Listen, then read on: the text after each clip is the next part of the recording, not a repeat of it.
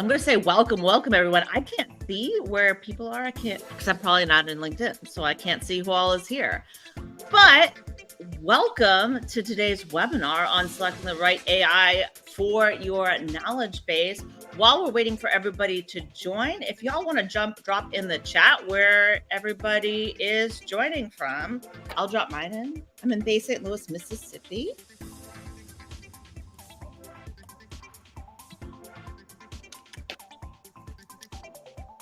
Which I don't know if anyone can see that. But Chad is here and he's dropping things in the LinkedIn chat. And I'm coming from Los Angeles. I forgot too. You're in Los Angeles. How's the weather today in Los Angeles? You know, fall seems to have begun, or maybe it's that false fall. So it's False fall. Low 70s. Just after we had a heat wave in the hundreds. Nice. Yeah, I can tell that we're getting into the fall here because I'm in Mississippi on the Gulf Coast. It's still like 80s in the day, but like we're actually dropping into like the 70s, like low 70s. And I see on the horizon upper 60s at night, which is like fall is coming. It is here. So if you're just joining us right now, we are just welcoming people in. If you want to drop in the chat where you are joining us from, we'd love to hear. I think Chad is here. Chad is manning the chat over on LinkedIn. Chad, where are you joining from? See, we can make sure that we can test that this is working because Chad can put where he's joining in the chat. Maybe. Oh, we've got it. We've got Erica from Moncton, New Brunswick in Canada. So now we have 2 countries. So at least we know the chat's working. That's always good. Chad, are you hearing us? Oh, he is. Okay. So like I'm in the wrong one. Aha. I was in the wrong chat. That's why I couldn't see anybody. Here we go. Okay. So I see Fairfield, Iowa, Dayton, Ohio, Oklahoma City, whoop, whoop, Blaine, Minnesota, Auckland, New Zealand. Thank you for joining us. I feel like it's early there. Fairfield. Okay. Yep. Sterling, North Bethesda, Maryland, Sterlington, Louisiana. My neighbor? Do I have somebody else from the South? That's very exciting. All right. Well, thank you for playing my game. I'm sorry. I was in the wrong chat that whole time. So not in the private chat. So thank you for letting me know that. Chat is very useful here. So yes. So we can fade out that music and we will kick things off here for today's webinar. So welcome everyone. I am Mary Beth Alexander. I will be your MC for the day. I am the knowledge goddess and chief executive owl at Knowledge Owl. And I can see in the chat, there are some Knowledge Owl customers here, but if you are joining us and you register for this through one of our community channels, you might not be familiar with Knowledge Owl. So just a quick plug about us and our company, Knowledge Owl. We make knowledge-based software. So people use us to build help sites and private knowledge bases for their customers, their employees, or whoever else their audiences are. A few things about today, just some general housekeeping for our webinar. We will be sending out an email at the end. So if you can't stay the whole time, if something comes up, we will be sending out an email recording to everybody who signed up for this. If we're sharing some resources, and there might be a lot of resources being shared here during the webinar today, we will be sending out links to those resources in the follow-up email as well. So don't stress about that. We will be monitoring the chat here now that I'm in the right place and not the private chat. So we will be monitoring the chat. We have Chad from Knowledge Owl, and he will be over in the LinkedIn chat, and he will be monitoring that. I will be keeping an eye on it here as well. So if you have questions as we're going along, we like the engagement. So we're happy to answer questions as they come up. We'll also have some time for Q&A at the end. And a quick shameless plug before we jump into this. If you haven't been keeping up on your email, if you are a Knowledge Owl user, we just announced our very first masterclass. So I'll have Chad drop the link for that masterclass. It will be our Barn Owl cohort, and it's our introduction to Owl Academy. It's a brand new thing we're trying out at Knowledge Owl. So Chad's going to be dropping the link. So if you love professional development, if you love learning, and I'm guessing that's why you're here, please check it out. We are doing an early bird special right now for those of you who are interested in potentially joining our first cohort of Owl Academy students, the Barn Owl cohort. So with that, I think I've covered all the housekeeping. I'm going to introduce my friend that I met this year through Support Driven, I believe. I think we met through Support Driven, is Morena from Melonhead. So Morena, take it away and introduce yourself. Yeah. Hi, everyone. Thank you, Mary Beth, for having me. I'm really excited to partner with you and, bring this content that I know you said a lot of your customers ask about AI and they're trying to figure out how do they integrate with AI. So I really hope all of you will find this helpful. And yeah, I'm excited. I've been working with data and AI for over 10 years, working with advertising data, places data at companies like Yahoo, and with really big customers like Facebook, Apple, Microsoft, GM. So kind of been focusing on that enterprise SaaS space, especially these last 10 years. If you want to do more after this webinar, I have an upcoming course in, let's see, about 6 weeks. That's going to be all about leveling up and getting more out of AI. So sign up for that. Check it out if it interests you. It's about a 2-week course. I'm an AI consultant and do both education like I'm doing now, as well as solutions, custom development. So if you are interested in, maybe more one-on-one discussions, my email is there, offering up a free consultation as well for anyone. So very cool. And before we get too far into it, I do want to say we have another country. So we had New Zealand, we have Canada. I also saw Saudi Arabia in there. So we're pretty diverse here. We've got many states in here as well, too. So thanks, everybody, for joining in the chat. I do have a question because I love stories, and I would love to hear your story about how you named your company Melonhead. Yeah, Melonhead actually came from my husband. So I went to Carnegie Mellon, and because of that, he has just always been my hugest fan and supporter and talked about how smart I am. And so he calls me a Melonhead. And when I was forming this company, that was what he suggested. And I don't know, I thought it was fun. I'm a little bit quirky sometimes and like to not take myself too seriously. So I thought it would be fun to play up on that. I love it. Awesome. So should we get started with some questions? Get to know maybe some of the people here? Let's jump in. I love that everybody's participating in the chat. So yeah, let's play more chat question and answer games. So yeah, how often do you use AI? I'm a daily user. So like, I will freely admit that I'm a daily AI user. I went so far, I was trying to actually force myself to do it. So I changed the default page on my browser and on my phone to go to ChatGPT. That's so awesome. If I have a question, instead of Googling, I ChatGPT it first. Yeah. So how often do y'all use it? I am talking more about generative AI. Actually, AI is really around us. I bet everyone uses AI in a general sense every day, even probably without knowing. When you don't know it. Yeah, but specifically here, generative AI, things like ChatGPT. Yeah. Claude. So I see some daily, almost every day, even for small, simple. Anybody not using AI that you know of? That's good to hear. I would also be interested in that. That's good to hear. All right. So lots of regular users. Yeah. All right. So what AI tools are you currently using? I got every workday. Yeah. Using every workday type of person. So yeah. So like I'm still on ChatGPT. I haven't explored too much. So I know Chad. I actually use Claude every single day. I switched over probably a couple months ago. Yeah. I was using both of them pretty regularly. And then finally a couple months back, I mostly use Claude now in terms of. Chad said he uses Claude. No. So I know that's a bit. Anybody else have any other tools they're using? Perplexity, that's what I use. Is anyone using that one? I'm going to actually do a quick demo of that as part of the presentation. That's exciting. Is Perplexity Gamma? No, Perplexity is a different one. It's a better way to do search, I would say. So it's like an evolution of the search experience. Very interesting. Okay. Oh, I got a few. Ben's using ChatGPT, Gemini, Grammarly, and Wellset. So we got a whole little suite of AI tools. Love that. I like that. So yeah, the $1 million question, what problems are you trying to solve with AI? And like what I'm specifically interested in, since, hey, we're Knowledge Owl and we make knowledge-based software and we're here to talk about AI in your knowledge base, what problems are you hoping to solve with AI? Specifically with your knowledge base, what are you hoping to do with it? Oh, we have somebody using Copilot too. Oh, nice. Nice. So what problems are you looking to solve with AI? I can tell you, like the big thing we hear about in support at Knowledge Owl chatbots. Like, I think that's like the dream universe, right? Everybody's like, wouldn't it be great to have a chatbot for our company, for our product, for our service? Like, wouldn't it be great to have our own personal chat GPT, but just for our product?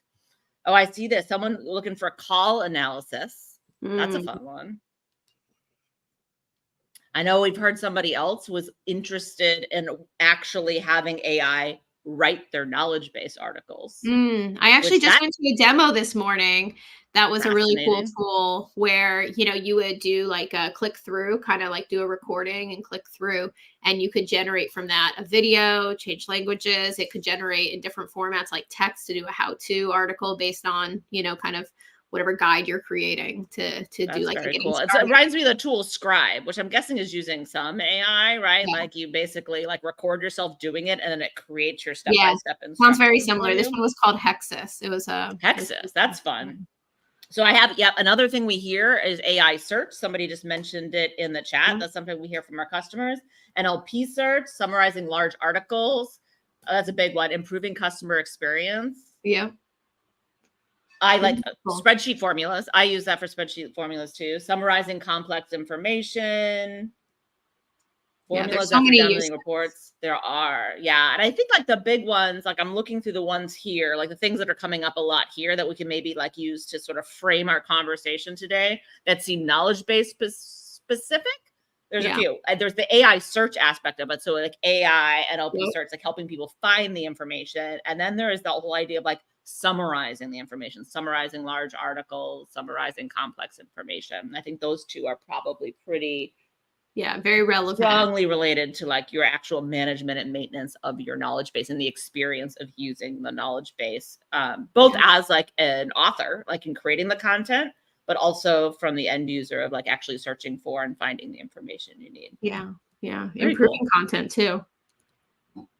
Awesome. Yes. Well, let's jump in, everybody. So really, before I get into sort of how to evaluate AI applications, I wanted to start by talking about what makes AI unique. Many of you probably have done multiple vendor evaluations in your career. So what is it that, makes AI unique that you should maybe incorporate and change or adjust how you do a vendor evaluation? And then we'll talk about some of the things to do before you begin, as well as ways to conduct that evaluation. So in terms of what makes AI unique, really the big one that I always talk about with people is that it's probabilistic. So we're used to using tools often that are very rules-based, very black and white. And what that means is whatever it tells you, you can largely trust it. Of course, maybe if the rules it's based on are wrong or out of date, sure.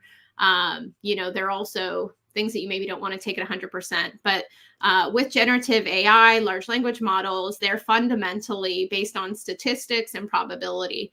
And so that really affects the trustworthiness of the output and is something that you want to be mindful of and thinking about when you think about things like your testing strategy or how you evaluate to sort of find tools that are more trustworthy and where the outputs make more sense so that your team will use those things. The second is explainability. So their machine learning AI is often talked about as a black box, and that's because it's very hard to understand why the output that it generates, why it generated that. Like, what was the step-by-step process? There's not a decision tree that you can follow to get there. This is actually an area where there's a lot of active research happening to sort of put something on the side, for instance, that can help us understand how those decisions are made. Historically, with machine learning, we look at like weights and things like that could be a good indicator, but it's largely a black box, and that can make it hard to understand what's going on. And so when you're evaluating products, you want to kind of keep that in mind as well, so that if something does go wrong, what kind of features does that product have that can help you figure out how to address that issue, right? Third, what I called here is adaptability. So this is the idea that the product could learn from its mistakes or learn from the things that it's doing well, rewards. There's something in machine learning called reinforcement learning. And it's really the idea that you can have a product that could learn based on feedback. And this is really fundamentally different because it's not about launching new product features to make the product better, or someone who is sort of, going through all of that feedback and deciding what to do. It's something that might be happening over time. And while it's generally a good thing, it also means that something that maybe you got a response on at one point that you liked or that you were used to, if you will, you may not always get that response in the future. There's sort of this idea that things can change, right? They're not static. And then the last part is ethical concerns. I'm sure this is one we've all heard a lot about in the media. I think a lot of people talk about this part, which is that, these models are trained on really all of the open data that we have on the internet. So there's a lot of bias that's baked into that. There's the opportunity for unfairness. And so these products have to be built with responsible AI in mind. And as a customer, I think it's really important, or a potential customer, that you're looking at these products with that lens and, keeping the teams accountable and asking, what they're doing in these areas, because you want to make sure you're not opening your customers and your employees up to, risk unnecessarily. So those are some of the things to keep in mind. Let's keep moving before you begin. So there's a handful of things here, but like any good vendor evaluation, right, you want to have your North Star and define the problem that you're focusing on. I won't spend too much time on this. I think this, as well as really understanding the friction points, are important so that you actually know what problem you're trying to solve at a high level, but also the sort of small nuances that will sort of make or break whether or not that product works for your organization specifically, if it can actually be integrated into your processes, things like that. So always keep those in mind. Organizational changes. This is something that comes up with AI specifically because it can actually change the needs within your team, the responsibilities that your team has. It might create opportunities for additional operational roles, for instance, to administer and manage that tool. It might change, that people maybe on the front lines aren't dealing with some of the more simple responses in a chatbot use case, but now they're focused on more complex asks. So you want to be thinking about those things in terms of how you structure your team, what responsibilities your team needs, what skills they need, so you can plan for upskilling as well, and kind of manage that change with your team as well, because there is a lot of fear involved often in these tools with people being concerned about being replaced. So you want to keep all of that in mind. And then on the bottom half is kind of readiness. So conducting a data and action audit. These are really important because you don't want to start working with a product and then find out that actually you're not ready for it. And the thing that you thought it could do, it can't do because you don't have the data, or you don't have APIs, for instance, that you might need to accomplish what you wanted to accomplish. So what is a data audit? This really means that you're going in, we're here in the context of, knowledge owl and knowledge bases. So maybe it's understanding and auditing your knowledge base. Do you have a lot of content that is stale, that is going to confuse, for instance, in AI? Maybe your human team knows ignore certain sections, but the AI doesn't. So you want to understand those types of things. If it's overwhelming and you have sort of a huge amount of content, you can also go in from the other side and ask yourself what kind of problems you're trying to solve, or what questions you want this AI to answer. And then you can see, okay, do we have the data for these types of questions? And you might actually find, even though you have all this information in a knowledge base, those questions actually you don't even have content for. So you really want to do that up front so that you're not paying for a solution that you can't use. On the action side, this refers to if you are looking for a solution that you want to actually do something, to carry out an action. Maybe it's information that'll make your responses more dynamic and not just static to your knowledge base. So maybe it's incorporating, information about your customers to sort of personalize responses. It might be canceling orders or connecting to a third-party solution like your inventory management solution. But for all of that, you need ways to integrate those systems with your AI. That's generally going to be through an API or a webhook. If you're not very technical, that's okay. You look for these kinds of things, or engage with like your engineering team, because if you need to bring in your engineering resources to build out some of these things, that's something you want to plan ahead for, and making sure you're working with your internal stakeholders so that you're not buying solutions and then, you have to wait until maybe next quarter's roadmap to get some of those things done, right? Last piece is planning a proof of concept. A lot of these tools, to actually understand what value you're going to get and how well they work, you're going to want to figure out some sort of small version that you could actually test, hook up to your actual knowledge base, for instance, maybe set up a couple API endpoints so that you can really see the types of questions that could be answered and, what its strengths and limitations are. I'm just going to jump in really quickly on this because I think one of the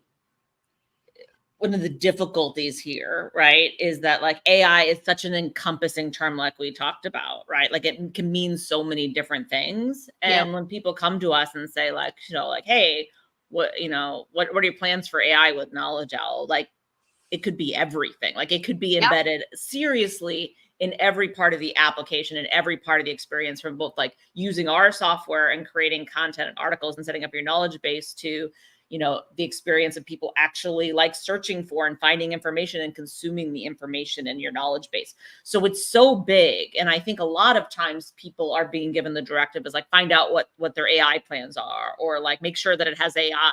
But like, what does that mean in this context? Like, what does it mean for your knowledge base or your use case? So I think like going back to like, what is the specific problem you're trying to solve?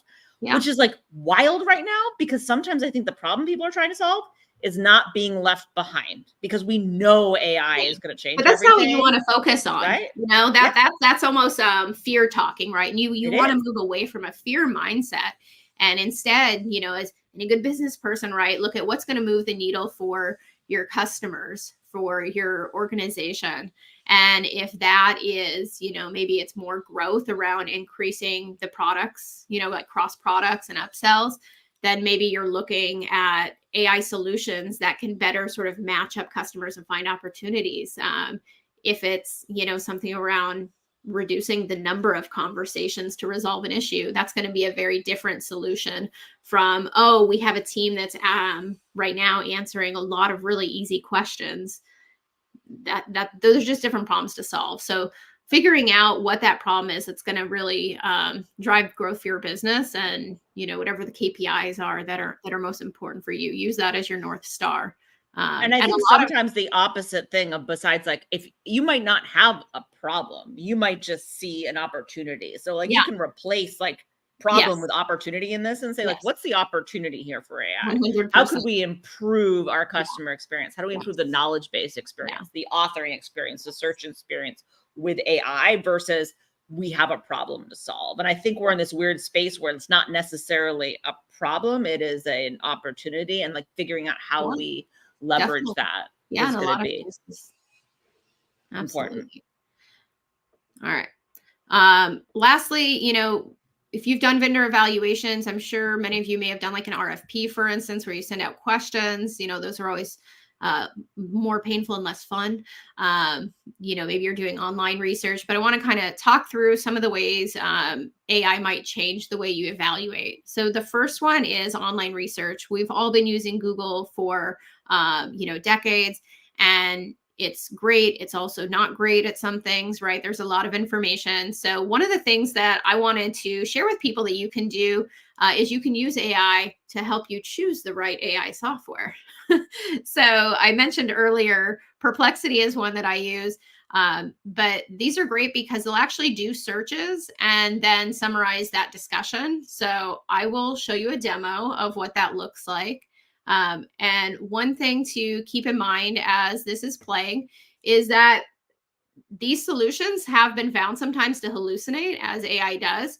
So what I love is that, it's providing, for instance, in this case, the positive and negative feedback. I think I had asked it about the AI features, what people are saying for Ada.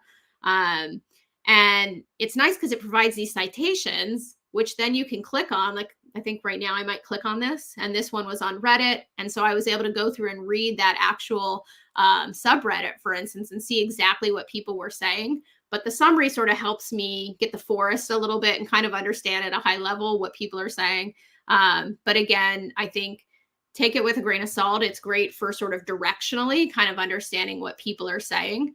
And then what I liked here is in the beginning, I was getting answers from, I think, Ada's like actual site, for instance. And so it wasn't necessarily what customers of Ada were saying, it was all across the internet. But just like Google, you could use something like, a site ret colon to sort of narrow it down further. So that was really exciting, that because I don't really feel like the Reddit today, for instance, it's very easy to understand a lot of the subreddits and what's happening across subreddits.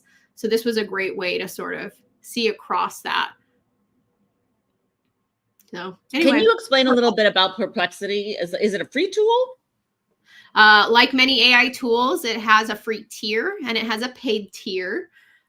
So this, for instance, I did all this on the free tier, and you can see, similar to a ChatGPT, it has your conversations on the left, and you can create collections and things like that. I feel like there's a bit more you can do with the Pro. If you're doing a lot of research, the Pro might be helpful for you. But if you're kind of occasionally wanting to really sift and mine through a lot of information, I love this tool for that, because ChatGPT, it's not necessarily going and doing a web search, or maybe if you're using custom GPTs, it is, but this is a great way, I think, to sort of go across. So this is like a combination. It'll give you a generative answer similar to how ChatGPT will do it, but it will also give you the links to where it's getting the information Well, and it's from. first browsing the web. So you'll see it's first browsing the web. It finds content that, it thinks are relevant, and then it summarizes those answers. This is one we'll want to pay attention to and see how it does over time. There are allegations that it's not necessarily being responsible and ethical in the way it collects some of this data, right? There's a lot of discussion happening right now generally for a lot of these models. But as a user, at least, I found it to be a great tool. So I think for each person, sort of do some of your research, decide if it's a tool you want to use. Yeah. I think there's also the risk tolerance. Like, what's your level of risk tolerance? Because I've already seen AI tools, especially in the CX world, pop up and disappear, like within the past year, which is just wild to me. Yeah. And I don't think Perplexity is going anywhere. They have raised a lot of money. They have a pretty big user base. So I think they're one of the bigger names, but they definitely are one of the bigger names with more, I feel like, fire coming after them, if you will, or kind of those ethical concerns. So we'll see what happens. Cool. Yeah. Firsthand experiences, we both met in Support Driven. We're a part of that community, as well as, others like Elevate CX. These are great places to talk to customers, because what you might find for AI features is, even scouring the web, you just don't have a lot of information. What I found a lot of times is I'll find subreddits, for instance, that talk about the product, but not the AI features themselves of those products. And that's maybe what I'm interested in and I want to know about, right? Should I actually pay this much for this sort of higher tier of this product, right? Is it worth it?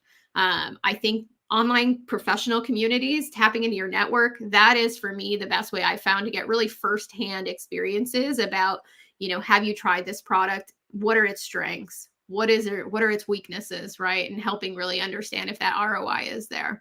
So definitely recommend those. And if you're, working with knowledge bases and looking for people within the knowledge community, Support Driven, I know, has a lot of folks on that side. So yeah, I'll +1 that. We've done some vendor valuations like in the past year or so, where we asked for feedback. We were just looking for references, because you can look at somebody's marketing website, but like, it's their marketing website. Like, can you trust that? And like, actually talking to real users, what I've found that is, even if I post a question, like in a public channel, like in the Support Driven knowledge management, section, or one of these other things, people might not want to criticize publicly, but people will DM you. People will share their experiences privately with you. And that feedback, to me, during vendor evaluations, has been invaluable. It's like getting a reference from like a real person. Yeah. So, and if you still don't find anyone, like, customers or the vendors themselves will often give you customers you can talk to. And those will be cherry picked, and they're going to be the customers that are happy. But I found, at least in my career, that they'll still at least be honest in terms of what the vendor doesn't do. And if they can't get you a reference, there's a red flag right there. Throw the red flag. Yes. Yeah. But to your point about the websites, they're often sort of, they're marketing sites, but, those are also valuable materials. Take those into account as well. I think the firsthand experiences are going to be sort of what you should look for the most. But especially if you're not finding a lot, or there's still gaps in specific questions, see what the companies have available. Are they publishing demos? If not, like I always find that a red flag. If I can't find any sort of demo or get access to a demo live even, that to me is something that I find to be a red flag. But, you know, looking at how much detail they're putting out there. If they want to keep it private, are they at least like, you know, giving that to you if you're showing interest? So all of that. And then we talked about a proof of concept, of course. That's a great way to evaluate a product, is actually use that product, even if just for a small use case, for instance. All right, well, let's jump in then to the actual meat of the hour and talk about, I think I lost my window, 1 second. All right, questions that you can ask vendors. Oops. So I have this broken up into 3 sort of topic areas. One is security and data privacy. I know people are absolutely concerned with, you know, is it okay if I give an AI access to my data? What risks am I creating for my business? So we're going to talk about that. AI capabilities and differentiation. To Mary Beth's point, there's a lot of companies out there. Some of them have already gone under and disappeared, right? And so you really want to be able to start to figure out how strong is the product offering that they're building. All of them are expensive, right? But which ones actually are going to give you the ROI and are building strong products versus maybe just a thin layer on top of OpenAI's APIs. And then, of course, implementation and support. This is one I'm sure many of you have always thought of when you do a vendor evaluation, but we'll talk about it in the context of AI. And I have actually a document that I'll share after this. It'll go out in the email, and it's a Google Doc. It has the questions, but then it also has how you should look at the answers so that you can actually figure out what do you do with that information. I think it's obviously not super helpful a lot of times if you're doing some sort of RFP or if you give a vendor questions and you get answers, but you don't necessarily know what to do with them. So I'm hoping that that'll actually be helpful for you to interpret the answers. And we'll share the slides out too. Absolutely. So if you're furiously taking any notes, this will all be shared too. But there's more detail is what I'm saying. So there's so many questions that, you know, it wasn't going to work for a webinar to give you all the questions. It'd be very boring. You would fall asleep. So what I did is I picked out a few questions, and then the document itself has the questions as well as what to look for. So security and data privacy, let's start there. Data leaks, this is one many of you may have heard about, that, you know, the AI would take sort of your confidential information and it could leak it out into someone else's response that's not even from your company, sort of sharing that information and leaking it out. This happens if the data that you are giving either within your knowledge base or in the questions your user asks gets used for training the model. It's not likely, I would say, but it is a risk. There's been something called needle in a haystack challenges. Research has shown that they can get specific details to come out, but it requires doing things in a very specific way. So it's not necessarily high risk, but it is risk enough that I actually recommend to anyone from an enterprise perspective, only working with products that aren't going to train with your data, especially if that is confidential data, customer data that you don't want to get out. So that's kind of the first question. How is our data used? And is it used for model training specifically? If so, can it be disabled? You'll actually find, I've noticed most enterprise products today, they're not even using your data for training because they know that this is just going to be an automatic, like, next swipe, right? So I think you'll find that this one actually is pretty easy to mitigate. The second is a data breach. Unfortunately, data breaches today are incredibly common. I'm sure if we did a hand raise, we would see probably everyone's received an email that their data has been compromised and will provide you 2 years of the credit check service. So unfortunately, these are quite common. But the questions that you can ask and what's important is understanding, do they take data privacy seriously? And do they learn from their mistakes? So ask them if they've had any breaches in the last 2 years. And then you want to ask them, you know, what have they done after that breach? You know, do they have evidence of a postmortem, root cause analysis, things like that, so that you can try to see, are they taking it seriously? Are they learning from their mistakes? And then on the last side, compliance. So anyone who's in sort of healthcare or finance, those are very heavily regulated areas. And so you want to make sure those products, of course, are also compliant with any regulations that you need to comply to if you're going to be sharing any sensitive data with them. So all important questions to ask. The last thing I'll say is there's a lot of questions you can ask on the security side, and most of them are quite technical. So if security is something that's incredibly important for your company, and like your company could just go under if you had a security issue, I did link to a more robust resource. It's not something a non-technical person could do sort of a Q&A evaluation for, but if you have a security engineer, it's a great resource. This is definitely, I would feel like, the bare minimum that can help you mitigate some of these risks. All right. So let's go to the next section. All right, so AI capabilities and differentiation. So the first area of risk is around trust, right? Trust with your users, trust with your team.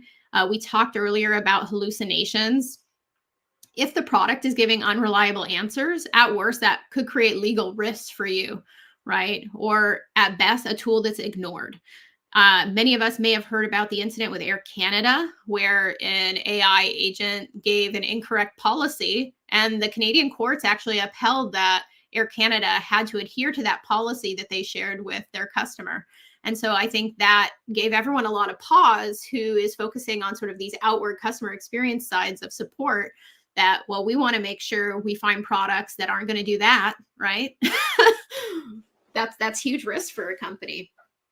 So there are questions you can ask to understand what features they're doing to reduce hallucinations and learn from feedback, all kinds of things like that. So talk to them and find out, what are they doing to reduce hallucinations. From a knowledge-based perspective, like over the past year, I've seen this pivot. So like at the very beginning, once ChatGPT came on the scene hot, everybody wanted Gen AI. And then people were like, oh, it hallucinates and it doesn't necessarily, it just will make things up. Like it will make things up on your knowledge base and just tell people things. And they're like, maybe we shouldn't give this to customers. So I've even seen products that were originally a product to be like a search for your customers or your knowledge base, change from being that type of search to a search for your agents or your support team on your knowledge base. Absolutely. So at least the support team can verify if it's right or wrong. And we're currently doing a trial with another company too, and like a test. And one of the things they recommend is don't even just give it to everybody on your support team. Only give it to the most senior people that can look at it and say whether it's the correct answer or not, or actually evaluate it. So like, I've just seen it keep moving upstream of like where we're focusing first, so that you can build trust and then slowly release, the AI functionality, especially the Gen AI. The Gen AI is a scary one. And that's the thing that everybody wants, right? It's not something to rush on. I think there's a lot of potential for it to help your business, but there's also a lot of risk of it, creating issues. The second one of harm, right? And misuse. And so because of that, you want to mitigate those risks. And some of that is in your testing strategy that we'll talk about in the next section. Some of it's in what use cases do you start with? So maybe what's most impactful for your business is going to be a chatbot that talks to your customers, but that's pretty high risk. Starting with something that's sort of maybe moderate can be a really good launch strategy, and figuring out more of an agent assist use case, or maybe there's potential for internal AI agents. And that way you get comfortable with the technology. You can assess if that technology is trustworthy before you put it out with your customers. So great point. So in terms of harm and misuse, it's not just trustworthiness of responses, but it's actually, can those products be misused, if you will, in terms of the types of questions people can ask with them and the responses they can generate. Misuse being things like prompt injection. You might have seen some of the media stories where people, sort of use certain prompts to get the product to ignore the way it was supposed to behave and its instructions, and instead do this thing I want you to do. And so maybe if there's someone upset, they can get the bot to say something it shouldn't say that could be harmful for your brand from sort of a brand image perspective, or worst case, that could allow them to get access to confidential information that they shouldn't have access to. So these are, obviously scary things. It sounds scary, but there's ways to mitigate these risks. So I don't want you to leave here like from a fear perspective and like, forget AI, right? That's not the goal of this conversation. My goal here is to help you feel more empowered to mitigate these risks. So, questions that you're asking them, what guardrails are in place to ensure the product is used responsibly and the AI doesn't cause harm. Or does it have the capability to handle objections and demonstrate emotional intelligence if it is something that will be in front of customers? And then the third piece is around ROI. So there is a risk, right? These are expensive solutions, a risk that it doesn't solve all the problems you thought it would solve. Maybe it only works for the simplest scenarios. And so it actually doesn't make much of a dent, to do and move the needle, if you will, in your metrics. So that's where you really want to start to dig in and understand how mature that product is. A lot of AI solutions, these are startups that are just been founded, right? And so the products are quite immature. But if they have really zeroed in on one specific problem, they've probably had a year or two now to start to really build a mature solution for that one specific problem. But if they're pretty new and they're trying to do everything, maybe it's not very, very mature and it's just kind of doing a mediocre job everywhere. So you can ask it around what kind of data it's trained or fine-tuned on to understand if they're solving or having a product, let's say in the legal space. Have they been trained on like case law versus some other sort of industry specific solution? Similarly, you can ask what type of data is supported. It can sound like this can kind of take in and respond to everything. But then at the end of the day, if you need it to work with structured data like Excel or maybe to find information that's inside of images, that's actually a more complicated problem. Solutions exist for it, but it's often not maybe the first like MVP that they might launch. They might only support sort of unstructured text. So these kind of questions will help you start to see, how mature their solution is and what they've built in. Do they integrate with databases? Same kind of thing. And then also understanding if they handle complex and multi-part questions, whether you're talking about something like sentiment analysis or I'm trying to think of what else, things like that. You can think about if it's a conversation or like back and forth, sentiment can change over time, right? It's not sort of one big sentiment associated to a conversation. So are they treating it like, sort of multiple pieces and kind of extracting the parts? Or are they doing sort of one big across the board? Those type of things will help you kind of understand how mature that solution is.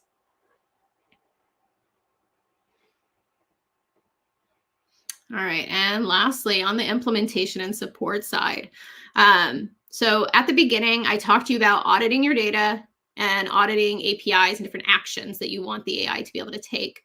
So the risk is that you're not actually ready, right? That's what I was trying to say, why you should focus on that before you start.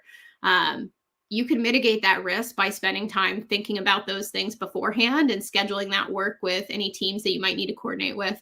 But if you're not really sure, one of the things you can do with your vendors is ask them, how should we assess our data readiness for implementing your solution? Or what work is needed beforehand for us to accomplish? And then, tell them what that specific use case is that you're trying to do. Because, maybe it looks like their tool can do something, but maybe you're not going to be able to do it specifically because of some nuance in terms of where your data is or how it can be accessed, things like that. So ask those questions, get them to sort of feed you information so you can make sure you're doing that work before you sign on that dotted line. The good news here is that the people in this conversation, since this is about AI for your knowledge base, probably already have the knowledge base. But I've talked to a lot of AI tools of the past year, especially the ones that do the chatbots. And I can tell so many small businesses are coming to them. They want the chatbot and they don't have the knowledge base yet. So the fact that y'all have basis is that's a great first start. That's a great. So that means you're getting ready. But then there's the how do you write for AI, right? Like does it have the comprehensive information, like the timeliness of it, right? Like so there's other steps to it, but just having a knowledge base like is one of the checkboxes. And like, are you ready? Do you have the data? You want to get into the nuance though, because I've heard of, different types of data that the AIs answer questions like either varying degrees of well, if you will. Like if it's a product guide versus if it's like an FAQ, right? FAQs tend to be very sort of discrete. If this is the specific question you have, this is the specific answer. Product guides can be much longer and more, not ambiguous, I want to say, but right, they're trying to give you a sense of all of the things often that you could do. And so you might actually need a AI solution that handles those two different types of data in your knowledge base differently. So that's a good example where sort of the maturity of the solution and them pointing that out and knowing how to speak to those things helps you understand, have they done this before? Do they know what the gotchas are? Right? And can they help you understand the gotchas before you get got? Right. The next one is a problematic launch.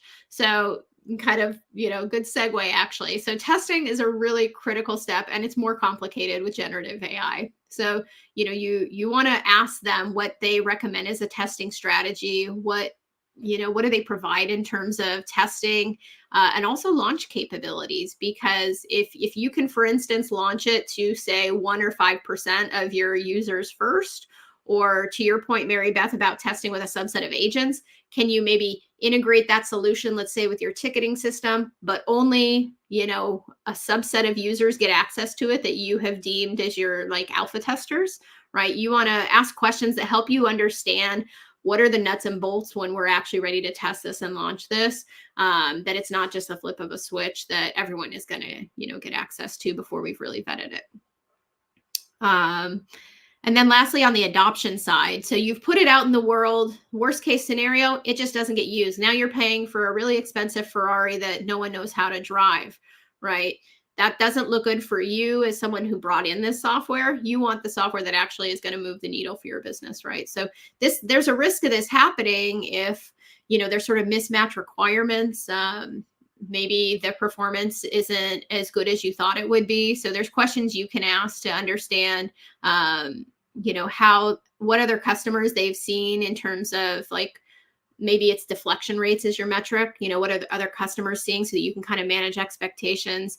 You can use the launch strategy, for instance, to manage expectations with your team so that they trust that tool and adopt it. But talking to your vendors about what have they seen in terms of adoption and performance, what do they recommend for how to roll this out? Because it's in both of your best interests that the tool get adopted and that it's really a tool that's going to be valuable for the team. So, they also don't want to just sign you as a client and then have it not used, because they don't want churn either, right? So some good questions there that can help you prevent that. So that is all of our questions. Let's see. I have a question for you. So anybody else who anything sparked, y'all can put any questions you want into the chat. I'm monitoring that over there. I do have a question, and full disclosure, I know the answer to this because I think it's really cool. Because one of the first things I did when we were doing our dry run on this, I'm like, what is this tool you're using, Morena, to create your slides? It looks really fun. I've never seen it before. Yeah, one of the main use cases for AI I've been looking for since probably early 2023, I would say, is a way to create presentations better. And so Gamma is one, actually. Here, I'll jump out real quick and then I'll come back. So this is a tool that I created this with. It's called Gamma.app. And what I love is that you can create AI projects using text. So for me, sometimes I write my thoughts out, and then you can just give that text and it'll generate for you, create from AI. You can see, you can give it text, you can give it a prompt. I've personally found using prompts that they're just, the presentations are very meh. You could even give it a URL. And so it can, what I love is it basically, if you have existing content, it can reformat that content into a presentation. And you can sort of they have like a slider of, how much text you want versus how visual. So this has been I'm already just thinking brainstorming is like, let's say you've already created like a how-to document, a tutorial on how to do something, and then you want to do a live training on how to do something in your app. If you've already created the tutorial, you could give it to Gamma and have it create the presentation for you. Yeah. And the other thing I love is there's a lot of AI tools, and I tried many different tools, like especially early on, and a lot of the AI tools for presentations, it was very much, they just create the presentation and then you're done. There's not much you could do with it. What I love about Gamma is it's not just AI for AI's sake, but they have a lot of just core presentation functionality. And so when it doesn't make sense to use AI, you're not using AI. You can add different diagrams, just like you would in a Google slide.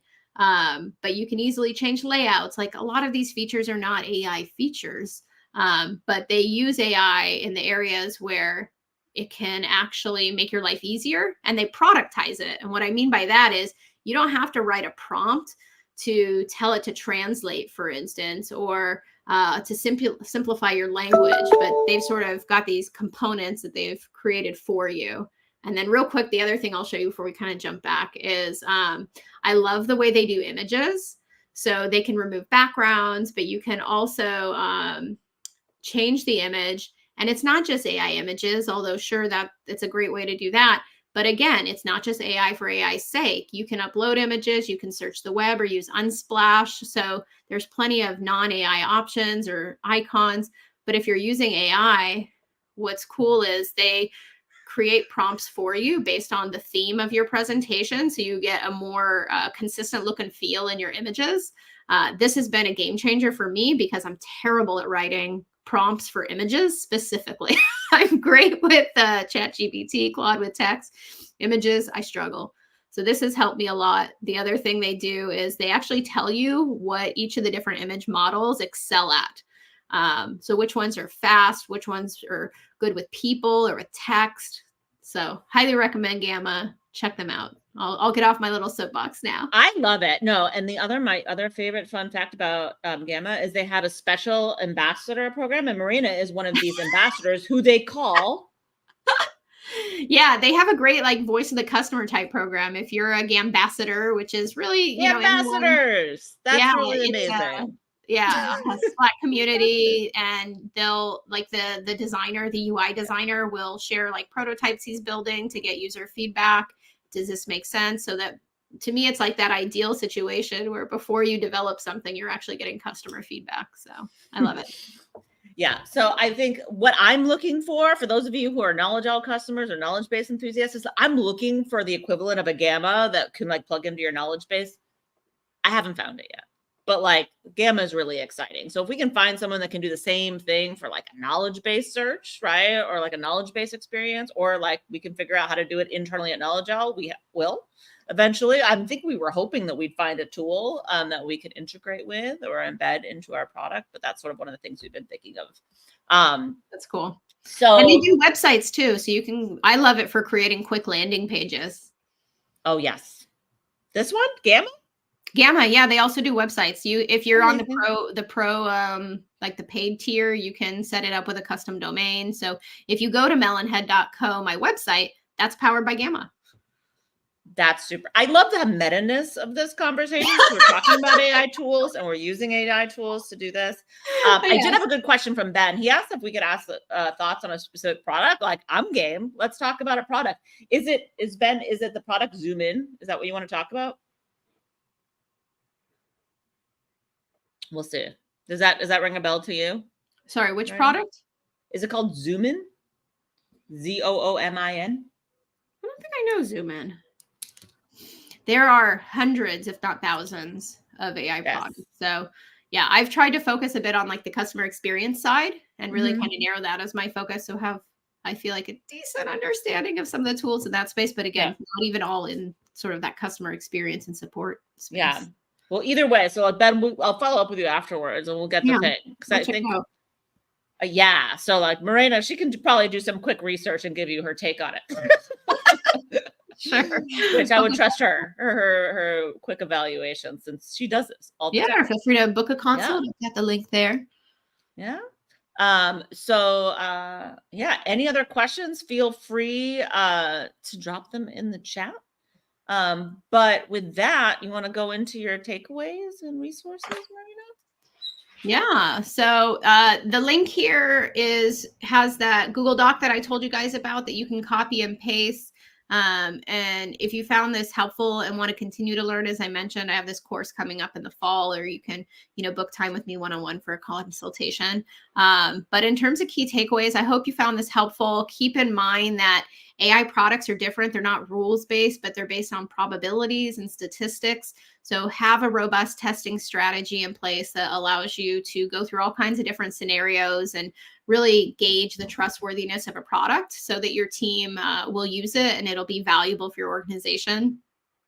Know what problem you want to solve and whether or not you're ready to solve that problem internally.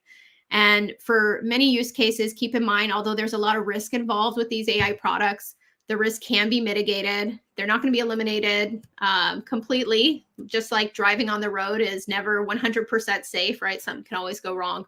But there's a lot you can do to put on your metaphorical seatbelt. I love the metaphorical seatbelt. It's good. Yes, because I'm also terrified of cars, but I drive because like I need to go somewhere. Yeah. So yeah, and I think there's a lot of good that you can mitigate the risk. Yeah. You know, maybe buy a bigger car. Bigger, safer car. It'd be less scary driving around with all the SUVs in America because and you want the car with the airbags. So you also want the AI products that have responsibility baked in, mitigating bias, that are building products that work for your use case. I love a good metaphor. I feel like you probably were at a webinar in Support Driven where we met. Was I doing a metaphor? Like I do a lot of metaphors. I mean, they're everywhere. You can't miss it. I love a good metaphor. But yes. We do have time for a question. We did have a good one from Chad in the chat. Why did you begin to use Claude AI instead of ChatGPT? Yeah, that's a great question. Early in the year, I was exclusively using ChatGPT 4.0 and Claude came out with, I want to say, was it 3.5 Sonnet or Opus, maybe around March timeframe, Marchish, April, somewhere in there. Could have even been February. And somewhere after that launched, I gave it a try and I really liked it. I hadn't liked Claude before, but I loved it for writing specifically. So I continued to use ChatGPT for a lot of my like thought partnership, my research and learning. And I would use ChatGPT whenever I was doing writing. And then somewhere after ChatGPT launched, maybe that was when 4.0 came out and you didn't have to have the paid tier to get 4.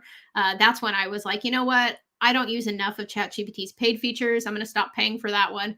So for a while, I had no paid tool, if you will. And then what I found was, and I could get what I wanted for free, basically on ChatGPT. I wasn't hitting rate limits.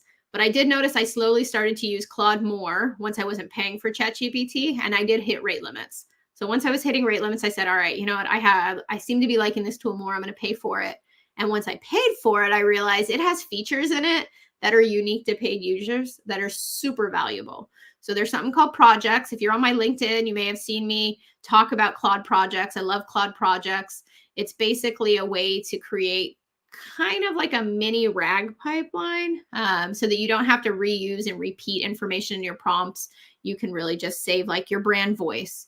You could save information about the project you're working on. Like I had one for this webinar where I basically uploaded the content of the webinar and then I used that to put together some of my socials or other stuff. And it's just been a great way to segment things a little bit. If you're one of those people that likes to be organized, I feel like Claude's UI helps you organize your brain a little more, whereas ChatGPT, it's like the conversations are just, they're all in one nav bar and it's easy to just lose things. So that's why I like Claude. Very cool. And Chad likes Claude too. He also started to pay for Claude. I mean, and we'll see. The thing that I keep in mind is this industry is moving incredibly fast. So today I am shouting about Claude 3-6 and Gamma. And Gamma. That may change in 6 months. Yeah. Like I wasn't talking about Claude 6 months ago, really. So to me, I just try to keep up. I try to not get too attached to any one product and sort of see as things improve, who's focusing on the users, the user experience, on solving problems for users, and then, kind of gravitate towards those products. Very cool. So if people want to stay in touch with you, how can they stay in touch with you? Continue the conversation. Yeah, I mean, follow me on LinkedIn. I hope that maybe there is a link. I know this is on LinkedIn, so feel free to follow me there. I think Chad can drop it in the chat too. Yeah, drop your LinkedIn maybe. And as I mentioned, I have the course coming up, and I love helping organizations that are not like technical at their core. Like that is really the essence of what I do at Melonhead, is helping organizations adopt technologies. Generative AI right now is really my focus, so that if you don't have a team of PhD data scientists, you can still get the benefit of these technologies. So it's all about democratizing. Hire your own Melonheads. Yes. Yes. Yeah. I will be your melon head. I love it. Thank All you right. so much to everyone who joined. Thank you. Thank you. We will be sending out the recording. It will have the slide. It will have links to resources. It'll have Morena's LinkedIn and how to book a consult or sign up for this course if you're interested in learning more. And if you are interested to keep chatting with us, we are just available at hoot@knowledgeowl.com if you want to talk to us. I'm also on LinkedIn. Happy to continue the conversation. And also, we did a plug earlier for Support Driven. We're both pretty active on Support Driven and in the Elevate CX community. So if you're looking for a community of other people who love support and customer experience and want to keep chatting about this, that's a great community to be involved with too. Cool. Definitely. Well, have a great day, everybody. Thank you for joining us. We'll see you around.